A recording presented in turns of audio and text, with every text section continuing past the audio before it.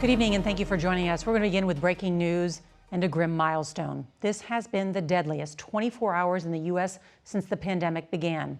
More than 900 people have been killed by the coronavirus nationwide, and cases here now top 64,000. And while the majority of infections are still in New York tonight, there are new hotspots emerging, including in Louisiana, which now has nearly 10 times as many cases than a week ago.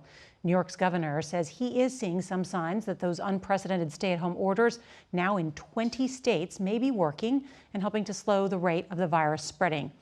But he warns hospitals are still not ready for the dramatic increase in infections expected to come in the next 3 weeks. On Wall Street today, an agreement on that $2 trillion financial relief package now moving through Congress sent stocks soaring. But tonight on Capitol Hill, there's this news. It appears that a deal may have hit a snag. Our team is covering every angle of this, and Meg Oliver leads us off tonight from New York City. Meg? Nora, we just learned that 13 COVID-19 patients at one New York hospital died in the last 24 hours. This after the governor said today that the aggressive social distancing enacted this week appears to be making a difference. We can slow it, and we have slowed it.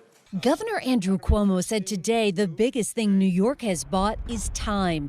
The doubling of hospitalizations has slowed to nearly every 5 days.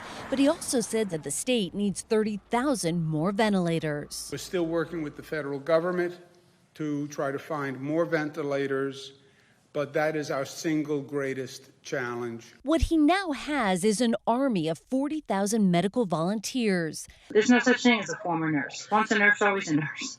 Like retired oncology nurse Laura Benson. You're ready for it. That's what I want to do. Yeah, I'm in. Because, it could be my family member laying in that bed. More than 3,000 New York police officers are out sick, 9% of the force, nearly 300 of them due to coronavirus. We'll pick up the pieces afterwards. It's a difficult time, but we are going to get through this. We got to stay together, not panic. At this New Jersey nursing home, doctors fear that all 94 residents are presumed positive for coronavirus and were evacuated today. In California, its COVID-19 cases is more than 2,500 and climbing. In Los Angeles, the mayor said the worst is yet to come. We are anywhere from about 6 to 12 days behind what we are seeing in New York City. Infections seem to come in clusters, like with 5 members of the same Missouri family. My mom has suffered a little bit more. She's been on a ventilator for over 7 days. It's been tough.